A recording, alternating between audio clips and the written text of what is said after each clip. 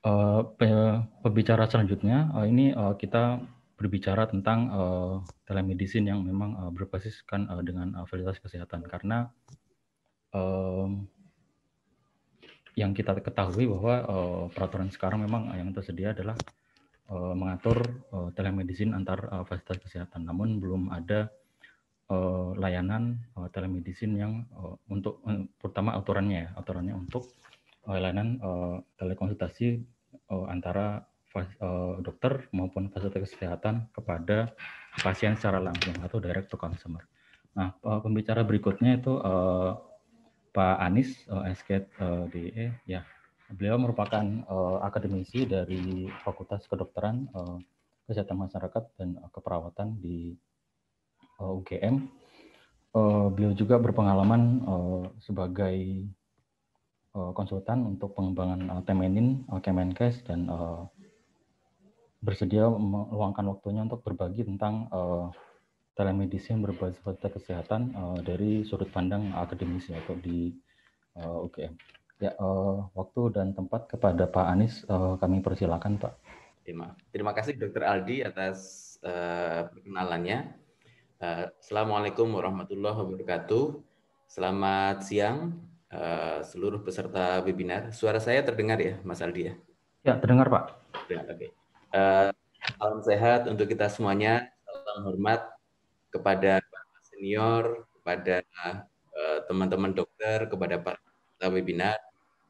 Yang kami hormati Dr. Sunu, tadi pembicara sebelumnya Dr. Wikan, kemudian ada Dr. Hadi, ada Dr. Iwan.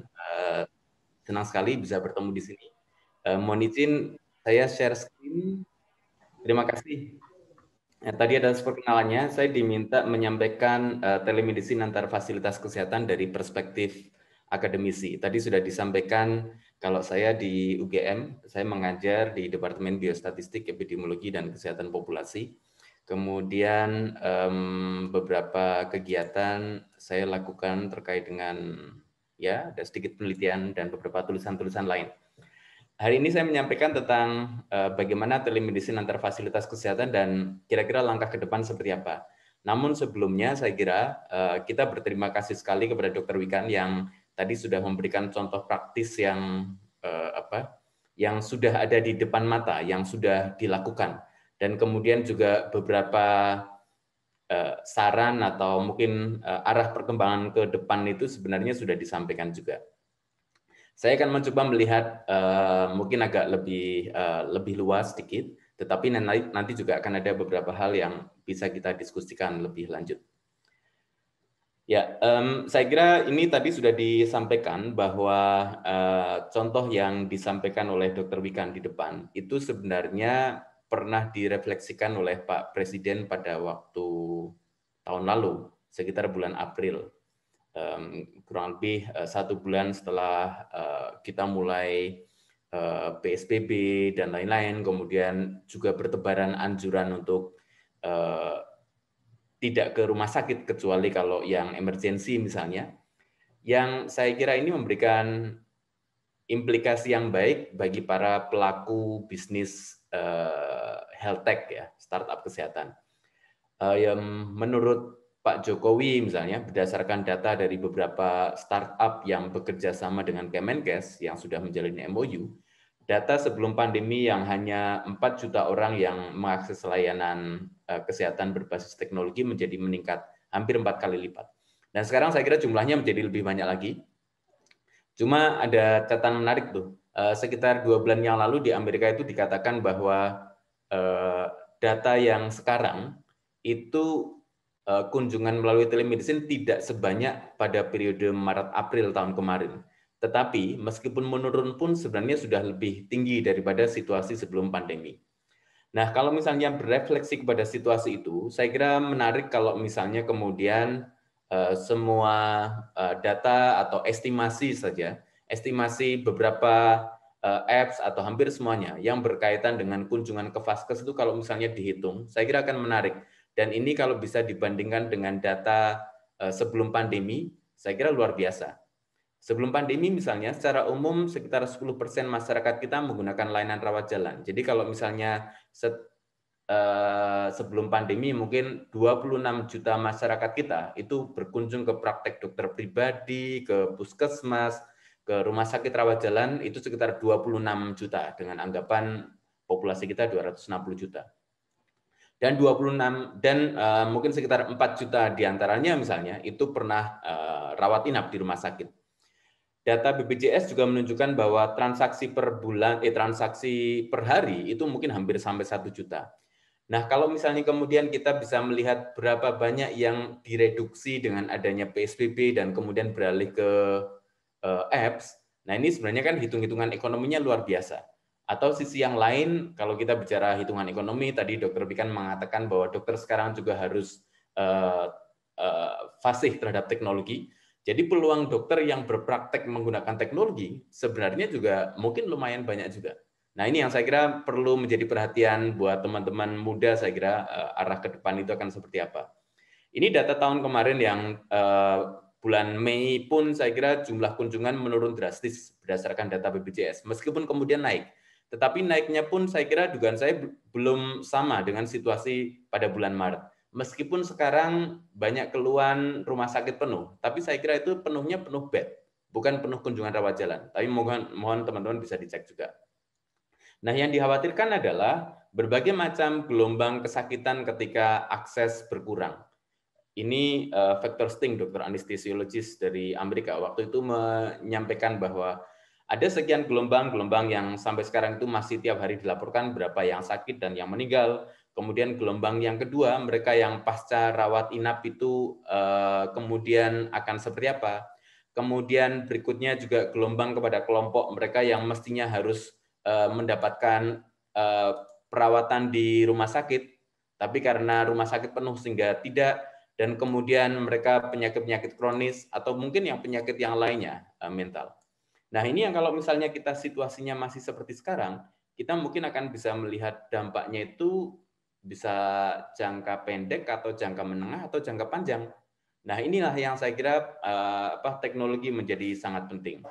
WHO pernah memperkirakan bahwa akan ada sekian tambahan kesakitan atau kematian pada TB, pada malaria, mereka-mereka yang semestinya diimunisasi menjadi tidak, dan penyakit-penyakit yang lain. Kalau misalnya kita tidak mengantisipasi dengan layanan berbasis teknologi untuk meningkatkan akses. Sekitar bulan November tahun kemarin misalnya, Bantul itu angka kematian ibu tahun ini sudah lebih tinggi daripada tahun-tahun yang lalu. Kita belum tahu situasi di Gunung Kidul, di kabupaten kota lain, atau termasuk yang di luar DIY misalnya. Tetapi ini saya kira sinyal yang sangat mengkhawatirkan kalau misalnya tidak ada fasilitas yang lain membantu ini. Kalau kita belajar dari sejarah, pandemi itu pada tahun 1918-1920. Yang menarik adalah 4 tahun kemudian itu ada satu publikasi yang waktu itu di covernya itu sudah menceritakan tentang The Radio Doctor Maybe. Jadi meskipun waktu itu yang ada teknologinya baru radio, televisi belum ada, tetapi orang sudah memiliki gagasan untuk mengatasi ini. Jadi ada satu ekonom yang bilang bahwa krisis itu memang menghantam kita, tetapi gagasan, ide, itulah yang akan mematikan krisis tersebut. Jadi saya kira teknologi yang terus berkembang, meskipun telemedicine masih belum sempurna, saya kira itu yang nanti juga akan berkontribusi untuk mengatasi pandemi. Dan riset telemedicine terus berkembang, dan sampai akhirnya pada tahun 1997 kurang lebih, baru ada publikasi dari WHO tentang apa itu pengertian telemedicine yang saya kira secara praktisnya tadi sudah disampaikan oleh Dr. Wikan. Intinya memang pelayanan kesehatan jarak jauh oleh tenaga kesehatan. Nanti implikasinya tenaga kesehatan saya kira kalau di Indonesia itu harus punya STR dan lain-lain, menggunakan teknologi informasi dan komunikasi, tetapi ini juga saya kira secara umum karena teknologi berkembang terus, ada AI, ada blockchain dan macam-macam. Dan fungsinya saya kira secara menyeluruh. Tadi Dr. Wikan juga menyampaikan, dokter yang terlibat juga sampai dokter rehab, sampai apapun, yang fungsi-fungsinya bisa mulai dari pencegahan, penegakan diagnosis, sampai ke layanan berkelanjutan. Kalau dilihat dari sisi telemedicine, ada dua jenis pelaksanaan. Yang pertama adalah yang sinkron, artinya yang berjalan secara real time, yang pasien dan tenaga kesehatan itu berada pada saat yang sama. Atau bisa juga yang modelnya asinkron. Jadi misalnya datanya dikirim sekarang, dokternya nanti nunggu beberapa saat respon, atau mungkin besoknya misalnya. Kemudian jenis layanan juga berkembang banyak, macam-macam, dari telekonsultasi, teleradio, telekardio, teledermatolog, telepsikiatri, telestroke, telemonitoring, teledenskripsi, asal tidak bertele-tele. Nah, jadi saya kira kalau misalnya kita lihat fungsinya itu beragam, dan teknologi saya kira kalau misalnya nanti ada robotik, ada 5G, ada IoT, IKI Opoto atau Internet of Things misalnya, ini saya kira fungsi-fungsi yang monitoring, ini untuk home care misalnya, itu saya kira luar biasa berkembang. Jadi saya kira teknologi akan terus berkembang, asalkan layanan juga nanti akan mengikuti perkembangan tersebut. Riset membuktikan bahwa ada berbagai macam publikasi tentang telemedicine yang saya kira sekarang sudah berlangsung. Misalnya ini contoh-contoh tentang bagaimana telemedicine diterapkan pada klinik diabetes.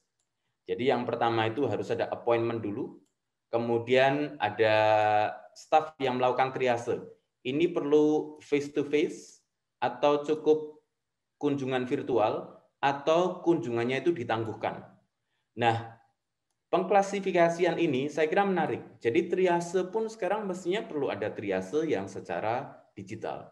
Jadi kalau misalnya dulu kami pernah diskusi bahwa rumah sakit biasanya punya unit, misalnya unit rawat jalan, unit rawat inap, atau instalasi rawat jalan, instalasi rawat inap, kemudian ada instalasi gawat darurat. Mungkin berikutnya perlu ada instalasi referral atau rujukan yang termasuk menangani yang semacam ini. Atau misalnya center untuk call centernya itu disertai orang yang dapat melakukan triase secara digital. Kemudian paper yang lain juga menarik. Ini bercerita tentang bagaimana kemudian layanan tersebut itu digabungkan antara secondary care atau rumah sakit yang memiliki berbagai macam layanan spesialis. Kemudian mereka akan melakukan kolaborasi dengan dokter layanan primer atau tenaga kesehatan yang lain untuk melayani pasien tertentu. Jadi ini sudah levelnya sudah kolaborasi kayak rumah sakit rujukan, kemudian mengirim data, kalau pasiennya pulang, nanti rujuk baliknya seperti apa, itu dalam satu kesatuan. Prinsipnya saya kira sama, menyiapkan pasien, kemudian ini bagaimana kemudian pasien nanti akan dipilih di review, kemudian setelah selesai, nanti kemudian baru handover terapi kepada layanan yang lain. Nah, konteks-konteks pelayanan yang tadi disebutkan seperti Pantirapi itu juga ada petugas yang dedicated untuk itu. Kemudian di sana juga petugasnya itu mulai menggunakan layanan, ada urusan keuangannya, ada urusan teknis yang memastikan teknologinya berjalan, ada dokter yang nanti akan terlibat. Kemudian mungkin kalau misalnya kita terkait dengan layanan primer, nanti kalau misalnya dia kembali ke vaskes primernya, siapa yang nanti akan dikontak, dan ketika dikontak datanya seperti apa yang nanti bisa dikirimkan melalui beberapa modalitas yang tersedia. Sehingga kalau misalnya kita lihat di sini, rekam medis elektronik itu menjadi penting, karena nanti juga akan menerjemahkan dari guideline yang ada ke dalam bentuk rekam medis agar semuanya serba terdokumentasi. Nah, saya kira kalau misalnya kita bicara tentang teknologi, sekarang menjadi penting ketika kemudian bagaimana layanannya itu juga mestinya itu interoperable. Kalau misalnya ada beberapa rumah sakit yang bergabung misalnya, kemudian memberikan layanan, mestinya rekam medis elektroniknya itu sudah tidak lagi menjadi rekam medis elektronik yang dedicated di satu rumah sakit. Sehingga konsep yang ke depan, saya kira mungkin akan berkembang dari rekam medis elektronik menjadi personal health record atau rekam kesehatan personal yang nanti pasien di rumah dengan IoT atau perangkat yang lain dia bisa mengupdate. Kalau dia sakit asma, berapa kali dia memiliki serangan asma yang pernah dilakukan, yang pernah terjadi, dan kemudian melaporkan ke dalam sistem. Kalau orang diabetes, dia nanti akan melaporkan juga bagaimana aktivitas fisik sehari-hari dan dietnya seperti apa. Sehingga rekam medisnya itu tidak lagi menjadi rekam medis yang spesifik untuk rumah sakit, tapi pasien pun dapat mengisi ke sana. Sehingga saya kira perkembangan ke depan itu saya kira kalau misalnya kita belajar mengenai teknologi, apa yang ada di luar, saya kira dapat menginspirasi kita untuk mengembangkan proses bisnis yang terjadi di rumah sakit di Indonesia. Jadi sebagai contoh misalnya ini model telemedicine yang berkelanjutan untuk pasien maternal. Jadi mulai dari ibu hamil, kemudian konsultasinya berapa kali, kalau di tempat kita itu ANC berapa kali misalnya, kemudian di sana dicatat juga konsultasi yang harus berkunjung langsung berapa banyak, yang pakai telepon bagaimana, yang pakai apps bagaimana, atau yang mencatat di rumah seperti apa dalam periode pelayanan. Sehingga kalau misalnya kemudian kita melihat ke depan, COVID-19 sebenarnya memberikan peluang kepada kita untuk mengubah semuanya. Jadi tantangan buat regulator, tantangan buat para pimpinan rumah sakit, Vaskes untuk mengubah dan mengadopsi teknologi. Untungnya saya kira dalam Renstra Kemenkes itu sebenarnya sudah mulai disebutkan beberapa hal yang berkaitan dengan teknologi digital. Dan ya beberapa referensi di sana sudah mulai menyebutkan tentang IoT segala macam. Dan ini sebenarnya hal yang terjadi di tempat kita. Sekarang kan evolusinya sudah semacam ini. Rekam medis kertas di puskesmas ini sebenarnya sudah mulai bertransformasi menjadi rekam elektronik, meskipun mungkin regulasi detail keamanan dan lain-lain mungkin belum banyak dibahas, dan ini bisa diakses oleh pasien. Meskipun data baru ada, mereka dapat mencatat data screeningnya. Tetapi saya kira sudah mulai ada kemajuan ke arah sana. Nah, beberapa negara seperti Australia, mereka sudah konsepnya adalah My Health Record. Jadi rekam kesehatannya itu bisa diakses, bisa dibuka, tetapi yang menarik adalah sebelum ini dijalankan di Australia misalnya, mereka kemudian memberikan periode opt-in, opt-out. Siapa yang mau ikut, siapa yang tidak. Jadi ya hak juga. Mereka juga boleh datanya tidak dimasukkan, juga boleh tidak. Nah, tantangan kita sekarang adalah pilihan teknologi. Jadi Kemenkes punya Sehatpedia, punya Temenin. BPJS punya Mobile JKN. Kemudian beragam apps itu juga tersedia, termasuk misalnya klinis yang juga sudah ada misalnya. Nah, sekarang kalau misalnya kita melihat yang di antar Vaskes misalnya, yang dikembangkan oleh pemerintah, ada Temenin. Nah, Temenin itu memungkinkan konsultasi untuk telekonsultasi biasa, mengirimkan gambar EKG, gambar radio, maupun gambar USG, antar Vaskes yang sudah memiliki kerjasama antara rumah sakit yang pengampu dan rumah sakit yang diampu dalam suatu kerangka kerjasama. Beberapa rumah sakit menyelenggarakan layanan langsung kepada pasien. Sarjito atau tadi Panti Rapih juga memiliki layanan yang saya kira hampir serupa. Sarjito aplikasinya namanya Tekon, telemedicine konsultasi. Kemudian beragam apps saya kira juga ada. Nah, saya kira apa yang tadi dalam pengantar seminar itu disebutkan bahwa ada layanan klinis yang memiliki fungsi yang beragam, menurut saya menarik. Menariknya karena apa? Menariknya karena datang tepat waktu ketika situasi kita lagi parah-parahnya. Jadi bed itu juga penuh, kemudian sistem rujukan itu juga yang dikembangkan oleh Kemenkes, yang menggunakan itu masih sedikit, sementara komunikasi belum berjalan dengan baik. Sehingga kalau misalnya mungkin tidak menggunakan satu sistem punya pemerintah, tapi misalnya sesama rumah sakit kerjasama dan ada teknologi yang menyediakan, dan kemudian ada ekosistem yang mendukung, ada call center-nya yang di kontak telepon itu tersedia terus. Nah, ini saya kira dapat memberikan alternatif pada daerah-daerah. Karena apa? Karena Indonesia itu sebenarnya adalah negara, bukan federal, negara dengan kebijakan desentralisasi kesehatan. Jadi sistem kesehatan itu sangat tergantung kepada daerah. Nah, ini yang saya kira mungkin akan menarik kalau kemudian kita diskusikan tentang bagaimana sistem yang ada saat ini, misalnya katakanlah berkaitan dengan Sisrute misalnya. Sisrute itu tergantung kepada data Siranap, rumah sakit yang mengupdate data ketersediaan bed atau SDM dan lain-lain. Pertanyaannya adalah apakah di sini rajin mengupdate? Kalau misalnya dia rajin mengupdate, nanti Vaskes atau rumah sakit yang akan merujuk, dia akan tahu akan dirujuk kemana. Tetapi ketika itu belum interoperable, orang menggunakan Sisrute, itu yang terjadi ya masih buta, karena dia mau mengirimkan ke rujukan kemana, tetapi UGD-nya itu banyak yang akan menerima seperti apa. Nah, ini yang mungkin perlu belajar kepada beberapa Vaskes yang berhasil menerapkan dengan baik. Tantangan yang berikutnya saya kira adalah ini tepat waktu kalau konteksnya adalah kita vaksinasi sampai 15 bulan lagi. Jangan-jangan apps klinis dan lain-lain juga memiliki fitur untuk konsultasi atau pemantauan pasca vaksinasi. Nah, sehingga kalau misalnya kita bicara mengenai konteksnya pandemi, saya kira fitur teknologi saya kira akan terus berkembang. Tantangannya adalah interoperabilitas. Apakah pemerintah mau menyediakan API? API-nya seperti apa, dan bagaimana rumah sakit dapat menggunakan API atau Application Program Interface agar datanya itu dapat diakses dengan mudah, asalkan ada aturan-aturan yang detail. Mungkin blockchain menjadi salah satu alternatif, tetapi ini yang saya kira mungkin harus jalan bareng-bareng. Nah, saya kira kalau misalnya Vaskes biasanya bicaranya kalau kita punya teknologi, kalau kita ingin menggunakan teknologi, bangun sendiri atau beli software atau menjadi mitra atau kombinasi, saya kira semuanya itu bisa menjadi pilihan tergantung kepada keputusan klinis dan manajerial dari masing-masing rumah sakit.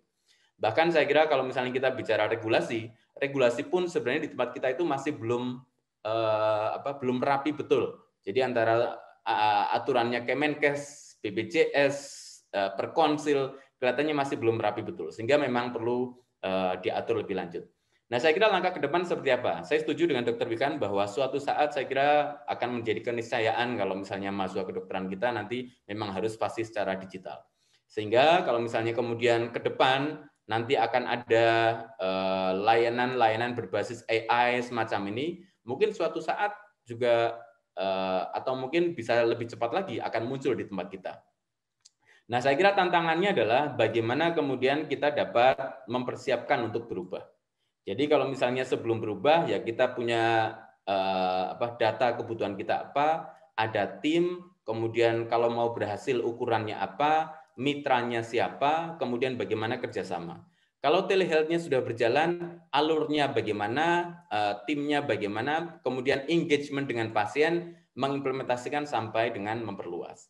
Sehingga tantangannya adalah buat SDM kita, ya literasi data itu penting, literasi teknologi penting, dan yang berikutnya adalah literasi humanity. Kalau kita pintar teknologi tapi kemudian bicaranya dengan pasien juga nggak baik, nggak ramah, mungkin juga akan ditinggalkan juga.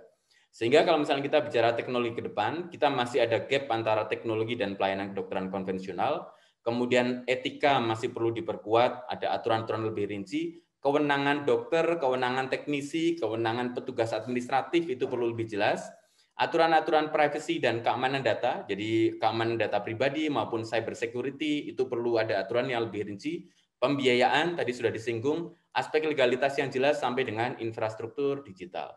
Nah, ini kalau misalnya kita lihat bahwa masih banyak vaskes yang belum dapat mengakses PICARE, Pak Wapres sebelumnya juga bilang bahwa mungkin kita, kalau misalnya kita bicara teknologi, belum semua area itu ready, sehingga teknologinya mungkin perlu dipilih-pilih. Mungkin daerah tertentu mungkin kombinasi by SMS yang model USSD misalnya, itu saya kira mungkin perlu dipertimbangkan. Sehingga kalau saya melihat, mungkin daerah-daerah yang ideal itu adalah yang hijau. Jadi manajemennya juga oke, kemudian infrastruktur digitalnya oke. Nah, kalau misalnya kita daerah yang masih merah, mungkin ya teknologinya terbatas. Sehingga kalau saya bilang bahwa kita punya program Universal Health Coverage, tapi kalau kita ingin sesuai dengan undang-undang menyejahterakan seluruh masyarakat, ya mestinya ada Universal Health Coverage dan Universal Digital Coverage. Jadi kalau dua-duanya ada, nanti kita akan menyejahterakan semuanya. Sehingga mungkin itu yang menurut saya perlu menjadi catatan, regulasi saya kira penting kita perkuat. Nah, ini yang saya kira mungkin tantangan kita, semakin banyak diskusi, semakin banyak bermitra, semakin banyak berinovasi, moga-moga kita nanti akan segera mengatasi pandemi ini dengan baik. Terima kasih, saya kembalikan ke Mas Aldi, mohon maaf jika banyak kesalahan. Wassalamualaikum warahmatullahi wabarakatuh. Ya, terima kasih banyak Pak Anies atas materinya, menarik sekali ya.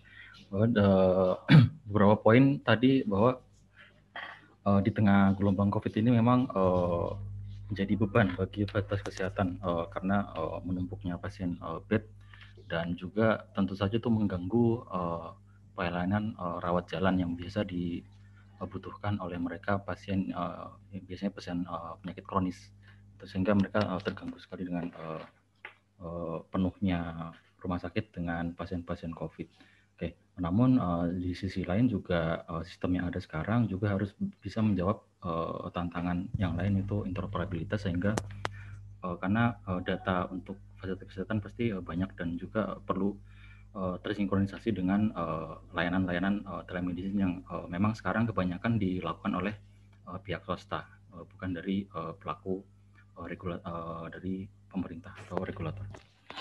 Dan tentu saja kedepannya perlu regulasi yang lebih jelas tentang regulasi telemedicine untuk kedepannya. Oke. Ya, ngomong-ngomong tentang regulasi, tentu saja kita penasaran juga untuk sekarang itu siap apakah bagi Indonesia dan juga layanan kesehatan secara umum di Indonesia untuk menjawab tantangan untuk memberikan pelayanan telemedicine kepada masyarakatnya. Nah, berikutnya pembicara di sesi terakhir ya oleh Dr. Hadi Wijaya. Ini merupakan perwakilan dari Perklin dan juga salah satu ahli di bidang amicus legal yang sudah berpengalaman untuk mempelajari dan menulis tentang regulasi-regulasi terkait dengan telemedicine.